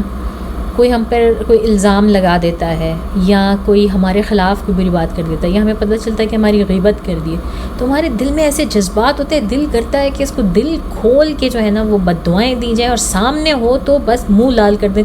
تھپڑ مار مار کے۔ اور رسول صلی اللہ علیہ وسلم کے ساتھ فزیکلی، وربلی، اسپرچولی ہر طرح کا ابیوز ہو گیا یہاں پر، اور اس کے باوجود رسول صلی اللہ علیہ وسلم جو ہیں وہ دعا ہی کر رہے ہیں، اور رسول صلی اللہ علیہ وسلم نے ان کو اس وقت کی آئی ہوئی بہت بڑی آفت سے بچا لیا، کیونکہ اور کوئی ہوتا ان کی جگہ تو کہتا ہاں بے شک، جس طرح اور اللہ تعالیٰ نے بہت ساری قومیں جن کے اوپر عذاب نازل کیا اور وہاں سے جو ہے ان کے پیغمبروں کو نکل جانے کا حکم دیا، وہ پیغمبر کچھ نہیں کر سکے، مگر رسول صلی اللہ علیہ وسلم کھڑے ہو گئے اپنی امت کے آگے، انہوں نے کہا نہیں، بالکل نہیں، یہ نہیں مانتے تو ان کی اگلی نسلوں میں سے کوئی نہ کوئی آئے گا۔ اور اس سے بڑھ کر رحمت للعالمین ہونے کا میں سمجھتی ہوں سیرہ میں یہ سب سے بڑا موقع ہے، اور بھی بہت سارے ہیں، لیکن ابھی تک جہاں مجھے یاد پڑتا ہے تو یہ سیرہ میں سب سے بڑا موقع ہے جہاں پر رسول صلی اللہ علیہ وسلم کی یہ رحمت جو ہے نا وہ ہمیں برستی ہوئی نظر آتی ہے۔ تو یہاں پر یہ ہوا۔ اچھا، اب یہ ہے کہ رسول صلی اللہ علیہ وسلم اتنے عرصے سے وہاں پہ اتنی کوشش کر رہے ہیں، کوئی ایمان نہیں لایا، لیکن جاتے جاتے جو ہیں وہ اللہ تعالیٰ نے عداس کا اسلام ان کو دیا، اور یہ بھی بہت بڑی، یعنی رسول صلی اللہ علیہ وسلم خود کہا کرتے تھے کہ کوئی ایک شخص اگر ایمان لے آئے نا تو یہ دنیا جہان میں ہر چیز سے بہتر ہے۔ اس بات کی کوئی وہ نہیں تھی رسول صلی اللہ علیہ وسلم کو کہ صرف یہ جو امیر کبیر اور جو شرفاء ہیں جو کہ وہاں کے چیفٹنز ہیں صرف وہی ایمان لائیں، بلکہ کسی کا بھی ایمان، کسی کا بھی اسلام جو ہے وہ رسول صلی اللہ علیہ وسلم کے لیے اتنا ہی بلاوڈ تھا۔ ہاں، اس بات سے کوئی انکار نہیں ہے کہ جو لوگ زیادہ انفلوئنشل ہوتے ہیں سوسائٹی میں، ایسے لوگ اگر وہ سن لیں، اگر وہ آپ کی بات مانیں تو ان کی وجہ سے بہت سارے لوگ جو ہیں وہ آ جاتے ہیں، ان کا انفلوئنس جن لوگوں پر ہوتا ہے وہ بھی سوچنے پہ مجبور ہو جاتے ہیں، ان کے لیے بھی آسان ہو جاتا ہے آنا اسلام میں۔ لیکن یہ کوئی set in the stone rule نہیں ہے کہ صرف اور صرف شرفاء اور چیفٹنز اور یہی سب لوگ جو ہیں وہ انہی کو دعوت دی جائے۔ تو یہ ہوا۔ اب اس کے بعد یہ تھا کہ اب اس کے بعد ایک اور بڑا خوبصورت واقعہ ہوا۔ غزوہ حنین کے وقت جو ہے وہ طائف اسلام کے دائرے میں آ گیا۔ غزوہ حنین کا وقت تھا جب طائف آیا اور طائف کے لوگوں نے اسلام قبول کیا، اور وہ جگہ جہاں رسول صلی اللہ علیہ وسلم پر پتھر برسائے گئے تھے، پھر وہاں مسجد تعمیر ہوئی، اور وہ آج مسجدوں کا شہر ہے۔ طائف میں بہت مسجدیں ہیں، جب آپ جاتے ہیں وہاں پر تو آپ کو اس چیز کا اندازہ ہوتا ہے کہ رسول صلی اللہ علیہ وسلم کی یہ بات کہ اگر ایک شخص تمہاری وجہ سے مسلمان ہو جائے تو دنیا مافیا میں کئی ہزار اونٹوں سے بہتر ہے۔ یہ ایک بڑی خوبصورت حدیث ہے جو کہ رسول صلی اللہ علیہ وسلم نے کہی جس وقت عداس نے اسلام قبول کیا۔ واپس آتے ہوئے طائف سے رسول صلی اللہ علیہ وسلم نے مکہ سے باہر وادی نخلا میں قیام کیا اور وہاں پہ نماز ادا کی، نماز تہجد پڑھی۔ اب رسول صلی اللہ علیہ وسلم کس حالت میں ہیں، سفر میں ہیں، کچھ بھی ہیں، لیکن وہ تہجد نہیں چھوڑتے۔ اللہ تعالیٰ نے تہجد رسول صلی اللہ علیہ وسلم کے لیے فرض کی تھی اور ہمارے لیے نہیں، تو وہ تہجد کو نہیں چھوڑتے. تو وادی نخلا کے مقام پر جو ہے وہ انہوں نے تہجد پڑھی. سارے دن کی تکلیف، سفر، جسم پر بھی زخموں کی بھرمار اور خون جسم پہ جگہ جگہ جمع ہوا ہے، اس کے باوجود بھی رسول صلی اللہ علیہ وسلم تہجد کی نماز کے لیے کھڑے ہو گئے ہیں. اور اللہ تعالیٰ نے اور پھر ایک ایسا واقعہ ہوا ان کے ساتھ کہ مطلب جسے معجزہ ہی ہم کہہ سکتے ہیں، معجزہ ہے. ایک ایسا معجزہ ہوا جو کہ انسانی آنکھ دیکھ نہیں سکتی، مگر اللہ تعالیٰ نے ہمیں سورہ احقاف کی آیت نمبر 29 سے 32، اس میں جو ہے وہ اللہ تعالیٰ ہمیں بتاتے ہیں کہ کیا واقعہ پیش آیا. اور میں آپ کو اس کا ترجمہ بتاتی ہوں. سورہ احقاف کی آیت نمبر 29. جب ہم نے آپ کی طرف چند ایک جنوں کو پھیر دیا جو قرآن سن رہے تھے، پس جب وہ آپ کے پاس حاضر ہوئے تو کہنے لگے چپ رہو. پھر جب ختم ہوا تو اپنی قوم کی طرف واپس لوٹے ایسے حال میں کہ وہ ڈرانے والے تھے، یعنی کہ وہ جن مسلمان ہو چکے تھے رسول صلی اللہ علیہ وسلم کا قرآن سن کے، جو وہ اپنی نماز تہجد میں پڑھ رہے تھے. پھر وہ کہنے لگے کہ اے ہماری قوم، بے شک ہم نے ایک ایسی کتاب سنی ہے جو موسیٰ علیہ السلام کے بعد نازل ہوئی ہے. پوز. یہاں سے ہمیں پتہ چلتا ہے کہ یہ جنات جو تھے یہ یہودی تھے. آپ کو پتہ ہے کہ جنات میں ہر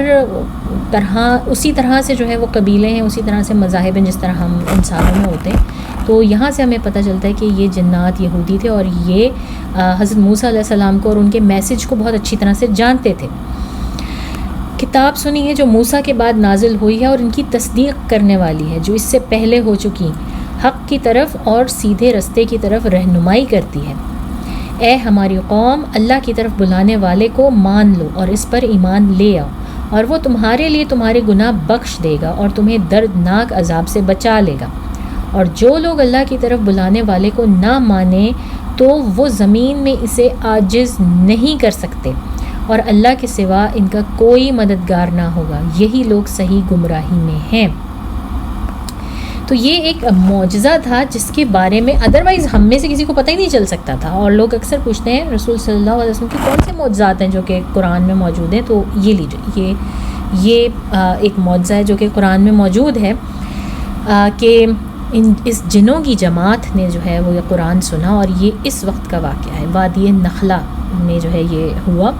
اور یہ اللہ کی طرف سے ایک تحفہ ہے رسول صلی اللہ علیہ وسلم کے لیے. اور ان کو یہ اللہ تعالیٰ نے دکھایا ہے کہ اگرچہ یہ دنیاوی، یہ جو تمہارے جیسے انسان ہیں، یہ انہوں نے نہیں تمہاری بات سنی، تو ان سے اوپر، ان سے بڑھ کر کئی ایسی مخلوقات ہیں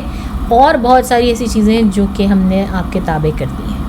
اور وہ انہوں نے نہ صرف آپ کی بات سنی ہے بلکہ مان بھی لی. اب جنوں کے ساتھ رسول صلی اللہ علیہ وسلم کی یہاں پر کوئی بحث مباحثہ نہیں ہو رہا،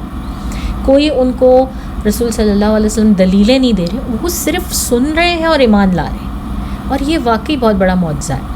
اور یہ ایک دفعہ نہیں ہوا رسول صلی اللہ علیہ وسلم کے ساتھ، یہ واقعہ جنوں کے ساتھ جو ہے وہ رسول صلی اللہ علیہ وسلم کے ساتھ متعدد بار ہوا ہے. کم از کم 3-4 بار تو ہمیں پتہ ہے،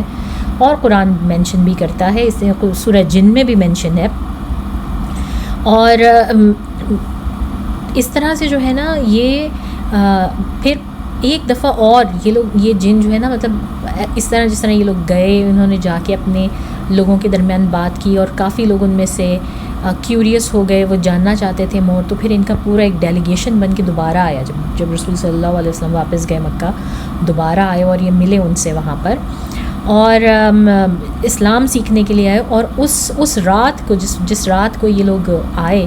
اس کو لیلۃ الجن کہتے ہیں. صحابہ کرام جو ہیں وہ باقاعدہ اس رات کو کہا کرتے تھے لیلۃ الجن، یعنی وہ اس طرح سے وہ یاد رکھتے تھے کہ وہ رات جس دن جن آئے تھے رسول صلی اللہ علیہ وسلم کے پاس. اور ابن مسعود فرماتے ہیں کہ صحیح مسلم میں یہ پورا واقعہ بڑے بہترین طریقے سے جو ہے وہ ابن مسعود سے ہی نریٹڈ ہے. ان کے شاگرد ہیں اقلمہ، انہوں نے ان سے پوچھا کہ کیا کسی نے لیلۃ الجن دیکھی تھی آپ لوگوں میں سے؟ ابن مسعود کہتے ہیں کہ نہیں، ہم میں سے وہاں پہ کوئی نہیں تھا. ایک روز ہم رسول صلی اللہ علیہ وسلم کے ساتھ تھے کہ وہ اچانک غائب ہو گئے، رسول صلی اللہ علیہ وسلم، اور ہم نے ان کو بہت ڈھونڈا اور گھاٹیوں میں اور شہابوں میں اور ہر جگہ ہم نے انہیں ڈھونڈا، پر وہ ہمیں کہیں نہیں ملے۔ تو ہم نے سوچا کہ یا تو خدا نہ خواستہ رسول صلی اللہ علیہ وسلم کو اسیسینیٹ کر دیا گیا، انہیں مار دیا گیا ہے، یا پھر ان کو اغوا کر لیا گیا ہے۔ تو اور یہ رات ہماری زندگی کی مشکل ترین رات تھی کہ ہمیں سمجھ نہیں آ رہا تھا کہ ہم کس طرح سے رسول صلی اللہ علیہ وسلم کو دیکھیں، اور ہم نے اس طرح پوری رات گزاری یہاں تک کہ صبح ہو گئی، اور ہم نے انہیں غار حرا کی طرف سے آتے ہوئے دیکھا رسول صلی اللہ علیہ وسلم کو۔ تو ہم سب ان کے پاس دوڑتے ہوئے پہنچے اور ان سے پوچھا کہ یا رسول اللہ صلی اللہ علیہ وسلم آپ کہاں تھے؟ ساری رات آپ کہاں تھے؟ رسول صلی اللہ علیہ وسلم نے فرمایا جنوں کے گروہ میرے پاس آیا اور مجھے بتایا کہ ایک بہت بڑی جماعت جنوں کی جمع ہے اور وہ آپ کا انتظار کر رہی ہے، تو میں ان کے ساتھ چلا گیا اور انہیں قرآن پڑھ کر سنایا۔ پھر رسول صلی اللہ علیہ وسلم نے ان سے پوچھا کہ کیا تم لوگ دیکھنا چاہو گے کہ ان کی جماعت کہاں آئی تھی، میں ان سے کہاں ملا؟ تو وہ سارے صحابہ کرام جو ہے وہ کہنے لگے ہاں بالکل، مطلب ہمیں بھی اندازہ ہے جب ہم آپس میں بیٹھ کے جن سٹوریز باتیں کرتے ہیں اور ایک دوسرے کو قصے سناتے ہیں تو وہ کیسی مزے کی رات ہوتی ہے اور کتنا ہر کوئی جو ہے وہ اس کو انجوائے کرتا ہے۔ تو صحابہ کرام جو ہیں وہ بھی اس وقت یہ پوچھ رہے ہیں بالکل ہم جا کے دیکھنا چاہیں گے۔ تو ابن مسعود کہتے ہیں کہ وہ ہمارے ساتھ چلے رسول صلی اللہ علیہ وسلم، اور انہوں نے ہمیں ایک جگہ دکھائی جہاں پر باقاعدہ آگ کے جلنے کی، جس طرح الاؤ جلائے گئے، جگہ جگہ پہ کیمپ فائر کی گئی، وہاں پہ اس اور ایسا محسوس ہوتا تھا جیسے وہ ابھی بجھائی گئی ہے، کہ وہاں پر واقعی ابھی کسی کا پڑاؤ تھا اور ابھی اٹھ کر گئے ہیں وہ لوگ وہاں سے۔ تو اب یہ لوگ اس رات وہیں موجود تھے، مگر یہ سب ہرگز نہ دیکھ سکے رسول صلی اللہ علیہ وسلم کو کہ وہ کہاں تھے۔ اور اس سے ہمیں یہ بھی پتہ چلتا ہے کہ واقعی جنات نہ صرف ایگزسٹ کرتے ہیں، وہ کمیونیکیٹ بھی کر سکتے ہیں، اور واقعی لوگ اور چیزیں غائب بھی ہو جاتی ہیں جب وہ کسی چیز کا ایکسیس کرتے ہیں تو وہ غائب بھی ہو جاتی ہیں، اور اگر ہمارے سامنے بھی ہوں تو ان کی دنیا اللہ تعالیٰ نے ایک ایسی رکھی ہے کہ جو آنکھوں سے اوجھل ہوتی ہے۔ لیکن کیونکہ رسول صلی اللہ علیہ وسلم کا بالکل ڈفرینٹ معاملہ ہے، وہ ان کے بھی سردار ہیں، وہ ان کے بھی پیغمبر ہیں جس طرح وہ ہمارے ہیں، تو وہ ان کی دنیا میں گئے، ان کو اسلام سکھایا اور واپس آ گئے۔ لیکن اس بات کو ہرگز نہ بھولیں اور ہمیشہ یاد رکھیں، سیرہ میں آپ کو کوئی ایک جگہ، ایک پوائنٹ بھی ایسا نہیں ملے گا جہاں پہ رسول صلی اللہ علیہ وسلم نے جنوں سے کسی قسم کی کوئی مدد لی، بلکہ وہ خود مدد دیتے ہیں، وہ خود ان کو بتا رہے ہیں کہ جو ہے وہ ایک اور دفعہ بھی اس طرح کچھ ہوا تو رسول صلی اللہ علیہ وسلم نے ان جنات کو جو ہے وہ ہڈیاں اور جانوروں کی جو ڈراپنگز ہوتی ہیں، ڈنگ جو ہوتا ہے وہ دیا، اور صحابہ کرام نے ان سے پوچھا رسول صلی اللہ علیہ وسلم سے کہ یہ کس لیے ہے جنوں کے لیے؟ تو رسول صلی اللہ علیہ وسلم نے فرمایا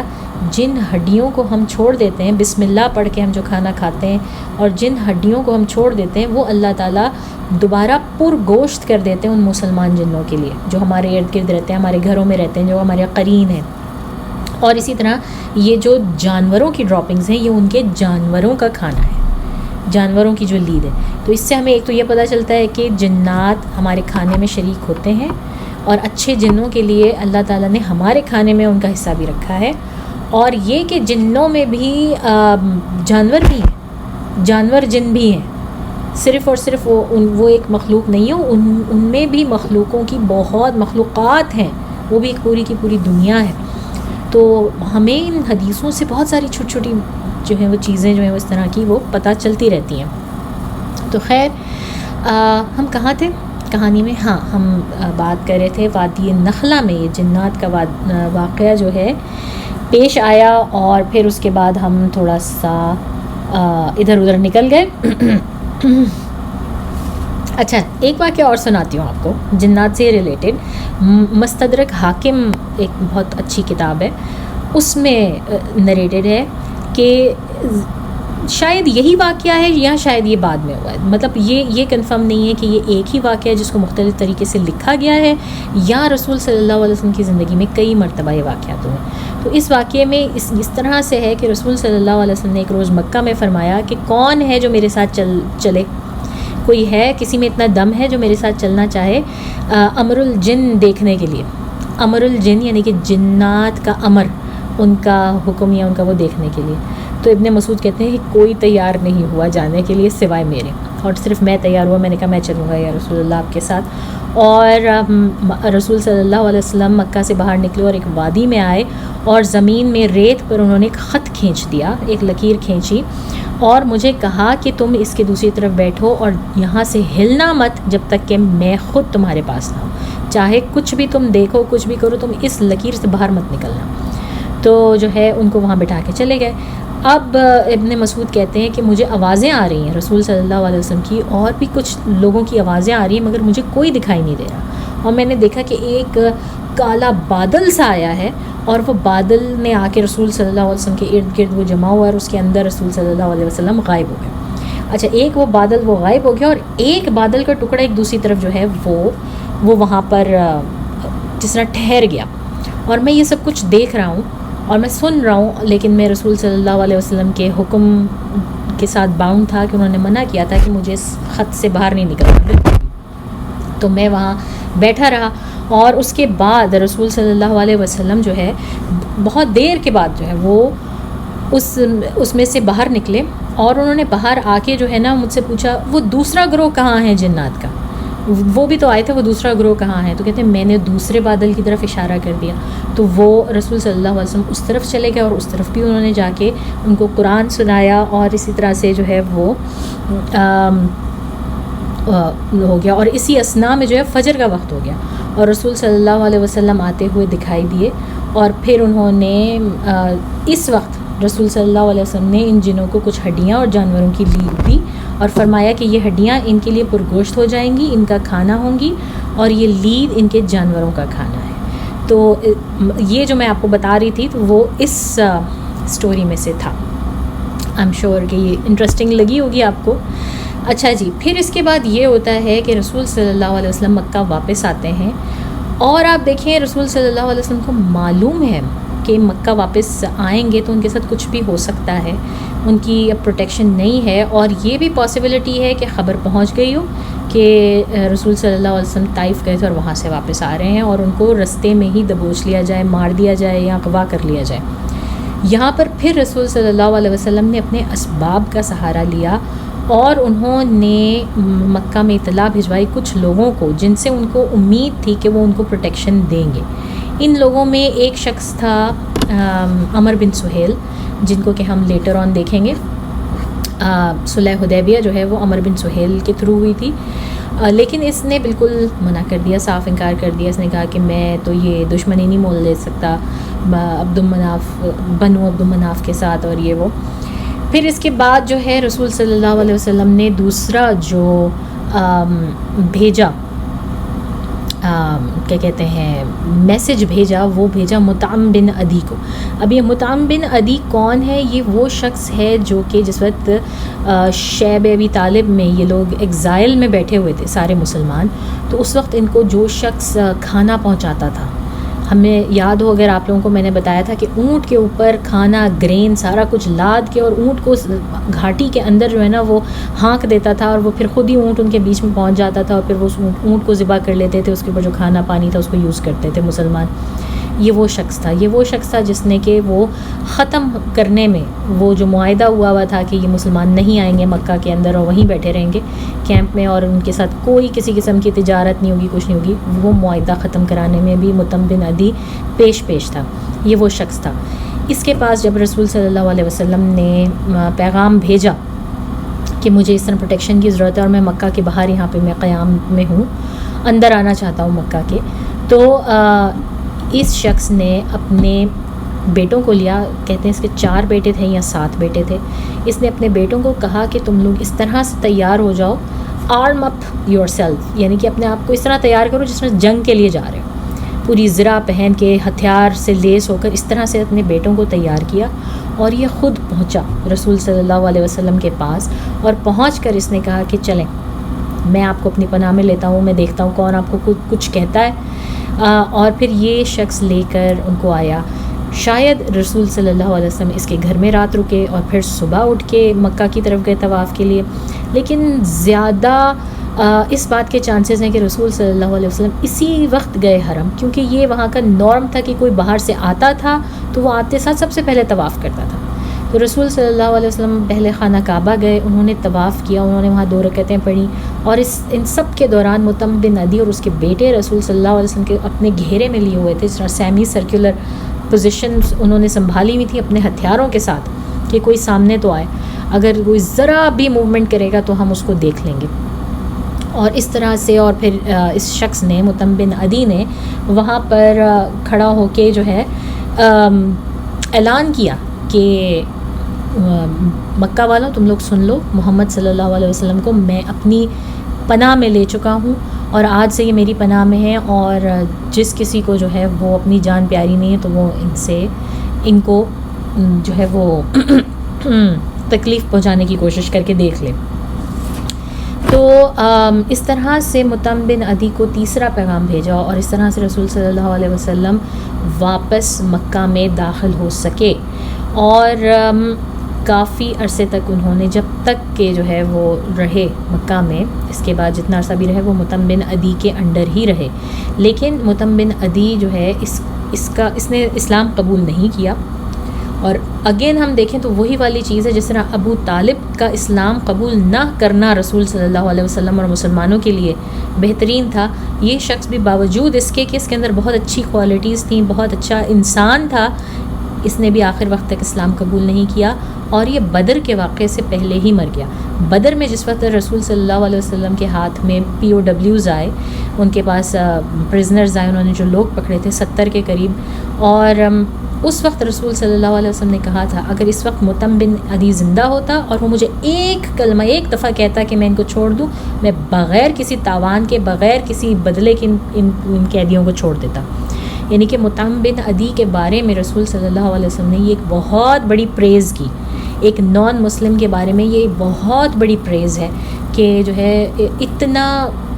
اس کی عزت تھی رسول صلی اللہ علیہ وسلم کی نظر میں اس شخص کی، کیونکہ اس نے اتنا ساتھ دیا تھا. اور یہاں سے پھر ہم یہ پوائنٹ نکالتے ہیں کہ ہم صرف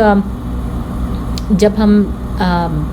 بیٹھے ہوتے ہیں اور ہمارے اندر ہمارے کچھ علماء، کچھ مولوی حضرات یہ کہہ رہے ہوتے ہیں کہ نہیں کسی کافر سے جو ہے کوئی مدد لینی جائز نہیں ہے، کوئی مدد نہیں لینی کسی کافر سے، کسی کافر کے ملک میں رہنا جائز نہیں ہے. تو آپ یہ دیکھیں رسول صلی اللہ علیہ وسلم، مکہ کیا ہے، وہ دارالکفر ہے نا پورا کا پورا. وہ وہاں سے نکلتے ہیں اپنے بچاؤ کے لیے، مگر واپس جانے کے لیے بھی تڑپتے ہیں کہ کس طرح سے واپس جائیں، کیونکہ وہ اس جگہ رہے ہیں، وہ کمفرٹیبل ہیں، وہ اس کو اپنا گھر مانتے ہیں، ان کا گھر وہاں، ان کے بچے وہاں ہیں. تو اس میں کیا حرج ہے؟ اس میں کوئی حرج نہیں ہے کہ آپ کسی کافر سے اپنے جو ہے وہ مقصد کے لیے مدد لے رہے ہیں یا آپ دارالکفر میں رہ رہے ہیں. اللہ تعالیٰ نے جہاں آپ کا رزق لکھا ہے آپ اس سے بھاگ نہیں سکتے. آپ کو آپ کا رزق وہیں ملے گا، چاہے وہ دارالکفر ہو، چاہے وہ دارالاسلام ہو، کچھ بھی ہو. آپ کو وہاں پہ رہنا ہے اور صحیح طریقے سے رہنا ہے. یہ آپ کا اسلام آپ کو سکھاتا ہے. یہ نہیں سکھاتا کہ یا تو آپ وہاں سے بھاگ جائیں، نکلیں وہاں سے باہر، یا پھر آپ وہاں پہ تختہ لوٹنے کی کوشش کریں اور وہاں پر کوئی اپنا آپ کرنے کی کوشش کریں. جو کچھ آپ وہاں پہ رہ کر اس ملک کے لاز کے اندر رہتے ہوئے آپ کر سکتے ہیں وہ آپ کریں. ایز لانگ ایز آپ کو آزادی ہے اپنا مذہب پریکٹس کرنے کی، آپ کو کوئی ضرورت نہیں ہے اپنے آپ کو مس فٹ فیل کرنے کی یا یہ سوچنے کی کہ یہ میرے لیے حرام ہے کہ میں یہاں پہ رہوں. یہ بہت سارے لوگوں کا ایک سوچنے کا طریقہ ہے، مگر ہمیں سیرہ سے یہ نہیں ملتا. سیرہ میں ہمیں ایسا کچھ نہیں ملتا. تو یہ آج کی کہانی ہم یہاں پہ ختم کرتے ہیں. یہ ہم نے عام الحزن جو ہے تقریباً یہ پورا ختم کر لیا. کافی اس میں ہم نے بہت سارے قصے مزے کی چیزیں پڑھی. انشاءاللہ اس سے بھی مزے کا سیشن لے کر آئیں گے، کیونکہ وہ ہے اسراء والمعراج کا. اس میں ہم سب بات کریں گے اسراء والمعراج کی، اور وہ تو ہم سب کو ہی پتہ ہے کہ وہ کتنا بڑا معجزہ ہے اور مسلمانوں کے لیے ایک ہائٹ آف پرائڈ جیسے کہتے ہیں نا وہ ہے. تو اگلے ہفتے ہم اس کے بارے میں بات کریں گے. آج تک کے لیے اتنا ہی. السلام علیکم ورحمۃ اللہ وبرکاتہ. سبحانک اللہم نشہد ان لا الہ الا انت ونتوب الیک.